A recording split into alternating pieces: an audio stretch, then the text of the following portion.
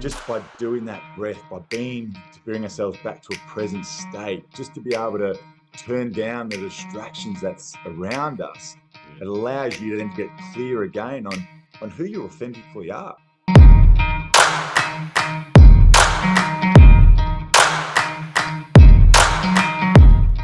Thank you for tuning in. Thank you for listening. I am your host and coach, Tyler Johnson. And whether you've tuned in to elevate your mindset, your game, or just your day, you are in the right place. My guest this episode is a former professional Aussie rules football player and coach. He's now a mindset coach working around the globe. When he loves to inspire people to live their best lives through leveling up their mindsets, taking control of the remote control to the nervous system through breath. Welcome to the Elev8 podcast, Tim Hall.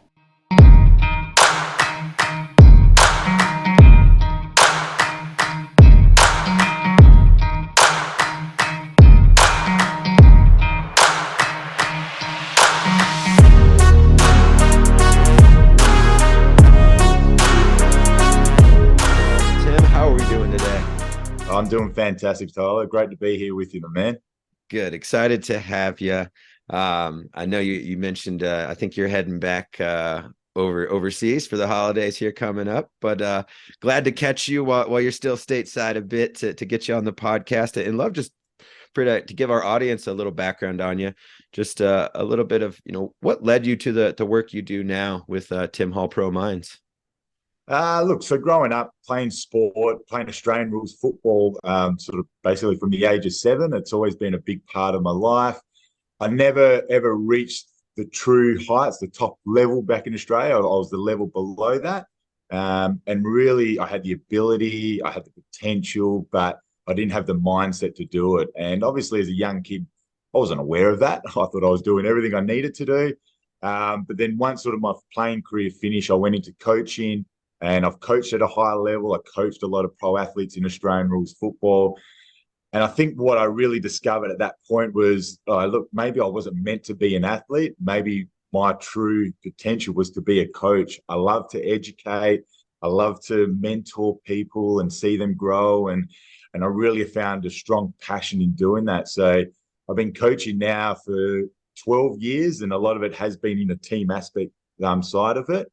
And then it sort of just kept on evolving into the mentoring side, working with individual guys. I've seen a lot of professional athletes moving from one side of the country to the other and not really unlocking their full potential, not really understanding what it took to get to that pro level. And seeing that with guys I worked with previously, I really had a desire. I wanted to help these guys. I wanted to get their off-field personality where it needed to be, so it would transition to the on-field side, and they could live their dreams out. They could really unlock their true potential and find their greatness. So that's been the evolution of me through my playing career, coaching, to pretty much where I am right now.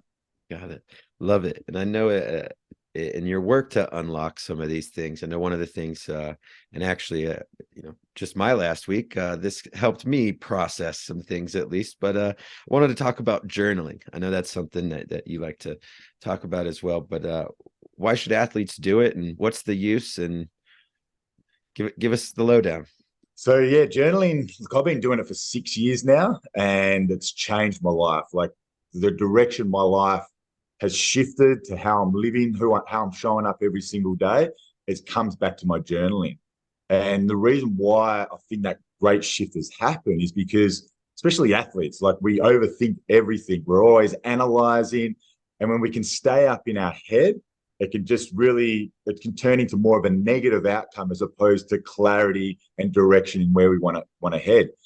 When we write it down on a bit of paper, what we're actually doing subconsciously is we're reflecting, we're visualizing internally what we're writing down, the words that we're using. And obviously every word we use, there's a meaning and an emotion that comes with it. So if I say, let's do some journaling today, and we're going to journal on things we're grateful for, we're going to reaffirm how we're going to show up today, what we're looking forward to today, like all positive things. Those words, we're creating a different attachment to those. We're creating more of a positive emotion to those. So when we finish journaling, our mindset has shifted its perspective from, worrying about what I got to do today, to now I'm excited about what I've got to do today. I'm ready to step into that best version of myself. So we've got out of here, we've put it down on paper, and we've created a nice, clear vision of who we want to be, what we want to create. And that's going to give everyone really the best opportunity to step into that person really every single day. Yeah, and I think I found that we hear the phrase, you're in your own head. Yeah. And journaling, I think, helps get of getting out of that. Yeah. And just being able to kind of separate yourself from the thought. Otherwise it just plays and kind of does that does what it does. But love what you had to say there. Another thing I saw, and I am going to definitely steal this kind of term because I love it. But when you talk about the breath, you say it is the remote control to the nervous system. Yes. Let's talk about that and share with our listeners why it's the remote Yeah. control to our nervous system. Yeah. So when we train our breath daily, it can instantly shift how you're feeling, your mood, your attitude, your perspective towards things. Like this morning for me, like I love to have cold plunges. And when I'm in the plunge, I do my breathing in there. I'll put my own, as much as I hate hearing my own voice, I'll put my own guided breathwork session on that goes for 5-6 minutes, and I'll do the breathing in there. And obviously the plunges give me great benefits, but just by doing that breath, by to bring ourselves back to a present state, just to be able to turn down the distractions that's around us, it allows you to then get clear again on who you authentically are. Like, what if I know I've got a big practice or some big exams or big presentation into my day, I can take that moment again just to be balanced, be calm, get clear, understand maybe some challenges that's going to show up, but again, just allow me to be in a much more positive frame of mind after breathing to be able to step into that task. So I do 10-15 minutes every single day.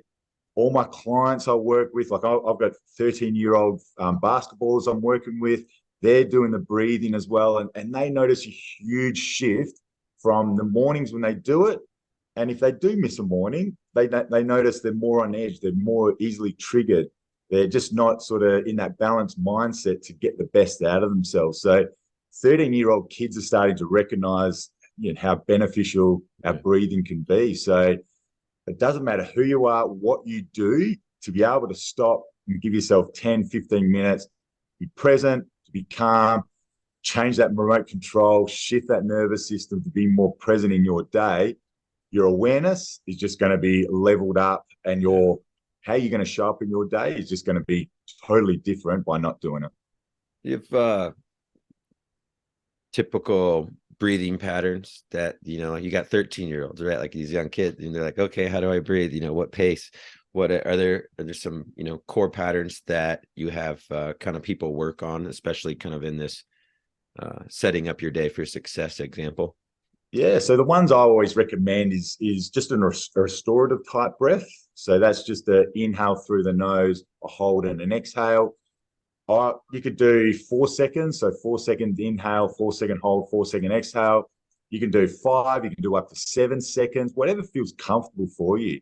Again, it's as much as it's giving you the mind-body benefits, it's just creating a space for you to stop, just to be able to close your eyes down and be present. So however long you breathe for from a second point of view, it doesn't really matter. It's just giving yourself that break in your day to reset yourself, to be able to step into whatever you've got showing up. So we do a lot of that type of breathing just to calm down, get clear, to check in with ourselves. But then if I'm doing some pre-game type breathing, I want to get them up and going. I want to get their heart rate beating as well. So we'll just do more mouth breathing. So that's more just maybe 30 to 50 breaths of that. We'll do some holds in between.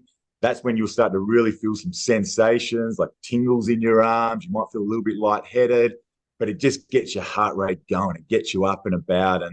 And I really notice it from when I jump on calls with athletes. Before we do the breathing, they're sort of a bit blasé. They're sort of, a bit relaxed. Then we'll do that pre-game session. And then as soon as they open their eyes at the end, it's a different look. Their eyes are different. It's a focused look. They're like locked in, ready to go. So again, this just comes from the breath. It's not doing anything amazing or extraordinary. It's just training our breath to maximize it so we can get the most out of ourselves. And yeah, I love it. I had to say too, in kind of that box breathing, the four, you said, the difference. And I think that's people that, don't want people to get intimidated of trying new things. And I think sometimes they're told, oh, you got to start your box breathing with 8. And it's like, well, that's not comfortable. And then that gives me anxiety trying to do the thing that's trying to reduce my anxiety. So I don't want to do it. Yep. Right. And so it is, like you said, it's like what's showing up that day. And if it's a short box, that a second of 2-2-2, 3-3-3, start with what you got, right? Yeah. Like every single day, I've got my schedule in my phone at 3 o'clock every day. I've got a reminder to do a 4-4-4 breath, just 10 breaths. Takes me 3 minutes to do. And then that's my reset. That's just to be able to check into what's happened already and now refocus for what I got for the rest of the day. That's all it takes for most people. And if you do that every single morning, you'll slowly build on that. You'll feel more comfortable about doing 5, 6, 7, 8 second breaths. And then you can continually evolve it into mouth breathing if you want, or anything else, really. I love that you said you have it on that reminder on your phone. So when you try to use that little device for good, that's something absolutely. I always try to do throughout the day is have some, you get interrupted by so many things. You might as well schedule some things like what you just said, that are actually going to help you regulate some of these other disturbances that are eventually going to arise. So I think kids overlook, you can schedule some good reminders in your phone and use it as that tool for good. Yeah, and just one thing on that, you bring up a great point. It's all my clients, I constantly remind them, everything we need to do, your number one focus is you. It's not about getting your physical training in or your diet or anything like that. They're really important, don't get me wrong. But your first focus of your day is setting up the things that you know that's going to help you be your best version. Because when you're on top of that, then things like practice, lifting, your diet, recovery, that's automatically going to level up because you're already in a better mindset to be able to attack that. So those reminders I have in my phone, they're always the first thing I put in. And then I structure the rest of my day around that stuff because I know they're the most important things for me. Nice. Love it. I want to shift gears a little bit. Being your experience coaching first, if you've never seen Australia Rules football, go to YouTube, watch it. It's like twice the size of an NFL field. It's super entertaining and it's massive, massive field. But as you kind of think about, in your experiences in the US and other places overseas you've coached, what are some fundamental differences that you see, maybe deficits that we might do here in the United States when it comes to youth sport development that you maybe don't encounter outside of the US? Yeah, there's this. It's so different. There's some pros and there's some cons. I love the mentality that a lot of young athletes have about their dedication to their sport. But I also have noticed, not necessarily politics, but I feel like the parents can really lead their kids down a path that's not beneficial for them. So in Australia, if you are dedicated to your sport, if you train hard, if you work hard, if you play well, you will get the rewards for it. Where I've experienced over here, especially with some high school students and parents, that the parents can dictate a lot where their kid goes. I've coached kids who've changed high schools like 3 times in 1 year, sort of thing. That's unheard of in Australia. And it's not teaching the right value set to that kid, because it's like when things get tough, what are you going to do? Oh, let's just change schools, or let's just go to a different team. Well, the world doesn't work like that. If you want to play pro sports or be successful in business, you got to handle those challenges and those resistance that show up every single day, because how are you going to know to solve them? How are you going to know to get through them unless you experience it at some point? So I feel like in Australia, it's not as big business as what it is over here. So it's still a bit of you play for the passion, you pay for the love, for the mateship of the game. And the parents still have that mentality as well. So you see a lot of parents in Australia that if their kid gets hurt or if they're not getting played, the parents are like, look, just keep going, keep training hard, keep your head down. Things will change. And they might have a conversation with the coach and just let them know what they're feeling, but they're not going to pull them from one team and put them in another team or change schools or anything like that. So I've noticed that a fair bit, and it sort of grinds my gears a little bit because, Sure. as I said, I feel like it's not teaching great values to these Yeah. young students. Because when the real world hits them in 3 or 4 years' time, how they're going to handle that, I think they're setting their kids up to fail, to be perfectly honest. I think it's sometimes that unintended, especially at a young age, it's already a challenge enough to be a kid.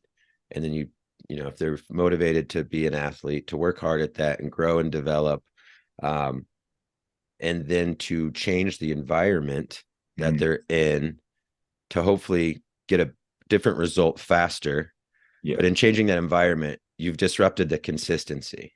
Yes. And I think they unintentionally don't understand that, you know, consistency along with some of those ups and downs, Hmm. some kids, if they're super intrinsically motivated, they'll handle that inconsistency Yep. because it's not their parents, it's them, they're wired, right? Yep. But when the parents start to disrupt it and the motivation fades, it just makes a really tough challenge that the athlete ends up being in.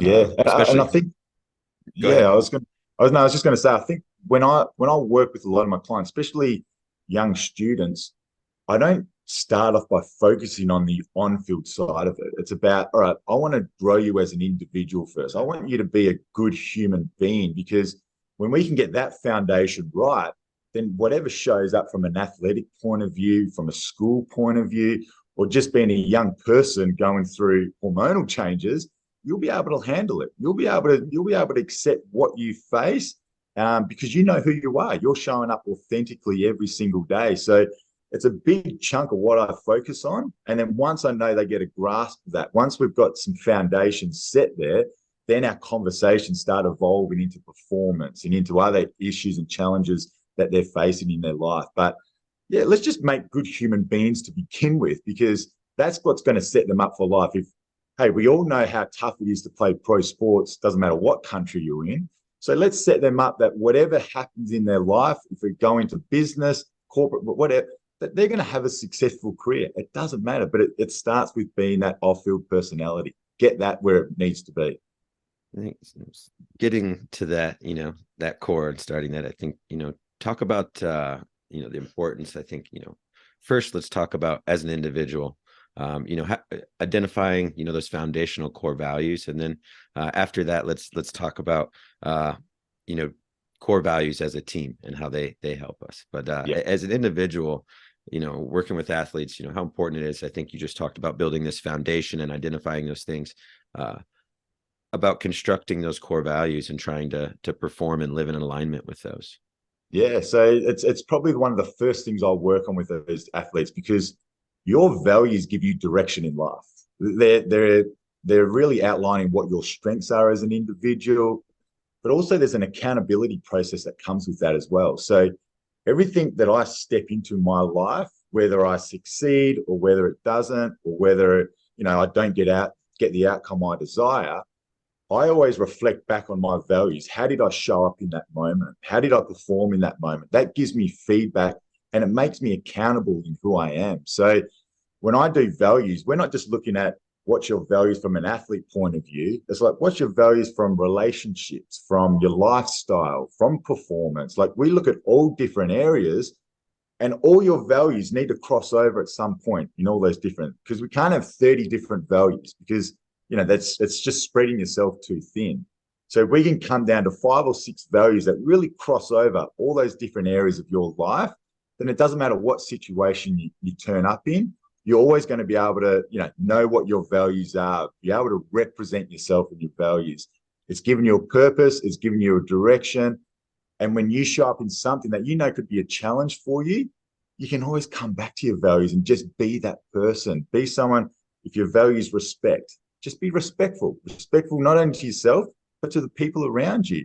If it's support, all right, you support the people around you.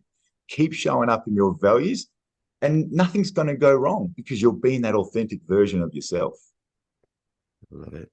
I think you kind of touched on it there. When you've got that understanding and grasp of them, they transfer, right? Yeah. I think we just talked about, eventually, hopefully not parent driven changing teams, but throughout life and adversity, environments are going to change.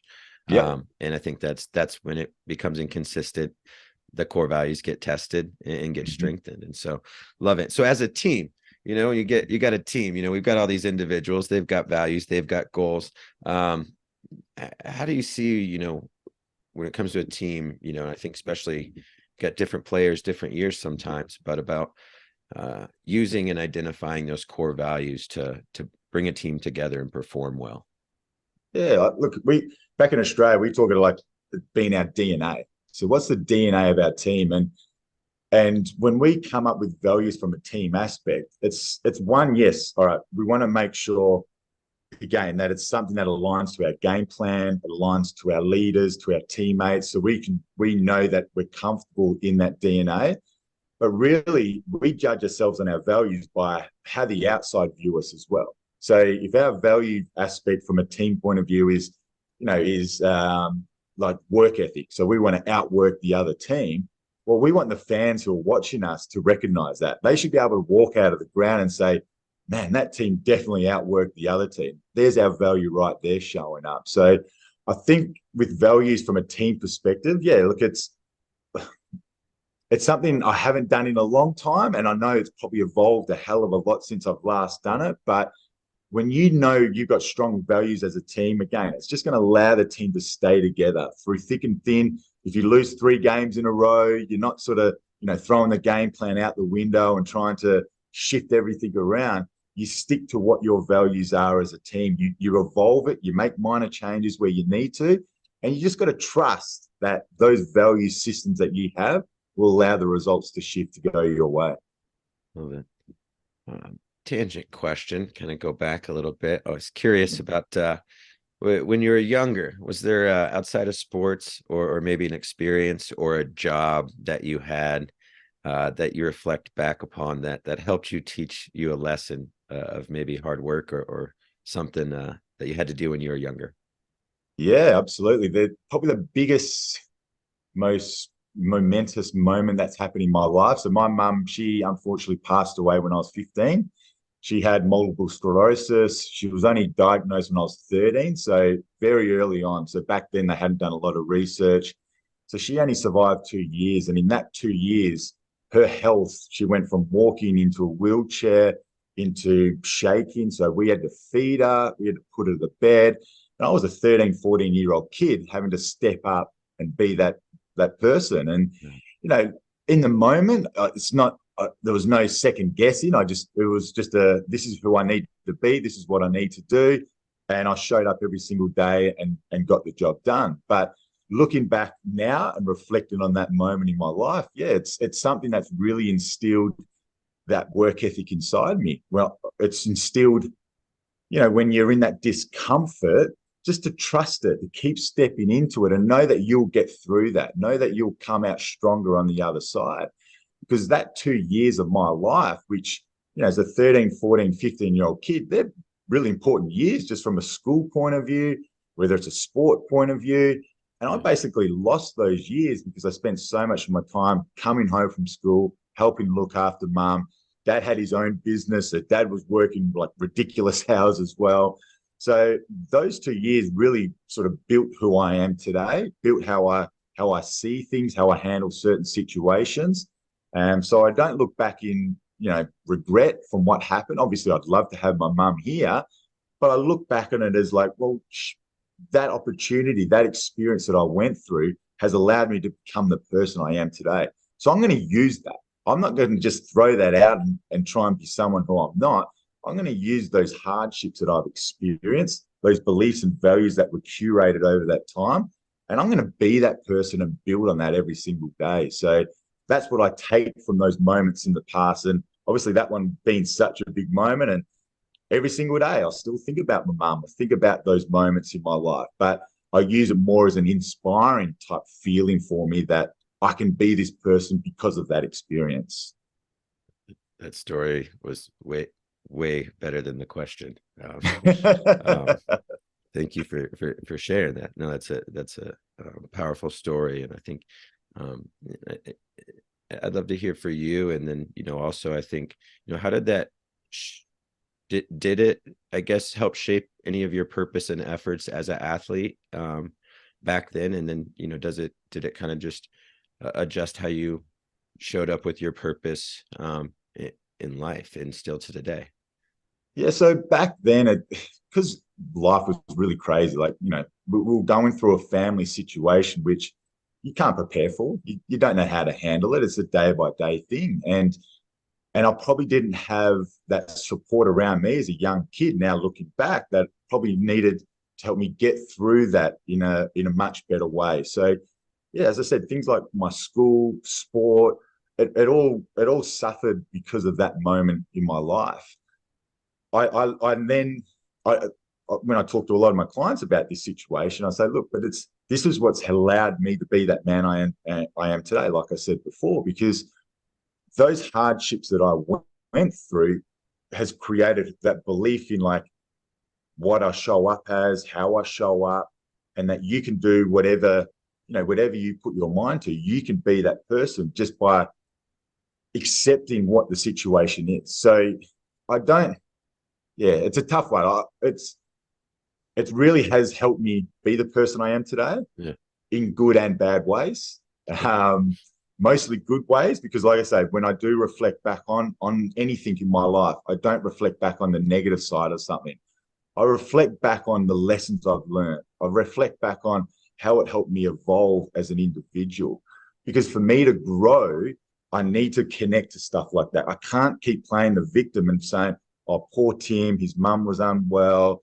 He suffered. He didn't reach the heights of sports because of that situation in his life. And that's rubbish. Like that's going to get me nowhere in life. So every time I look back on that situation, that story, those moments, as I said, I use it to inspire me to be a better person. I use it as a moment to help me grow and continually evolve. And even still today, I'm always growing and evolving back from when I was 13, 14, and 15 years old. One more question as we wrap up, but in your work and working with your clients and athletes, what brings you the most joy? What do you love seeing through your efforts in the work that you do? Probably coming back to the breath again, just seeing those little shifts, seeing when we catch up every single week and just sort of reflect on their week, I can hear the change in their dialogue. I can hear the shift where how they're thinking about things. When they've come up with when they face big resistance in their day and they tell me how they sort of navigated their way through it, I know it all comes back to the breath, being able to sit in that breath, visualize, process what's happened in the past, what they're going to be doing in the future. I know the breath is helping them step into that best version of themselves. So seeing the little changes, as I said, it's just little changes and how they embrace it. That's what really inspires me every single day. And when I have my clients and we're going to jump on a call, I get so excited leading up to it because I'm just waiting to hear this little gem that's going to come out. They've made that little shift throughout their week. And that's just look, any coach, I'm sure it resonates with all of them. We coach because we want to see those individuals grow. And when we get those little wins and you see those little shifts, it really is, it does hit the heartstring and it makes you really proud.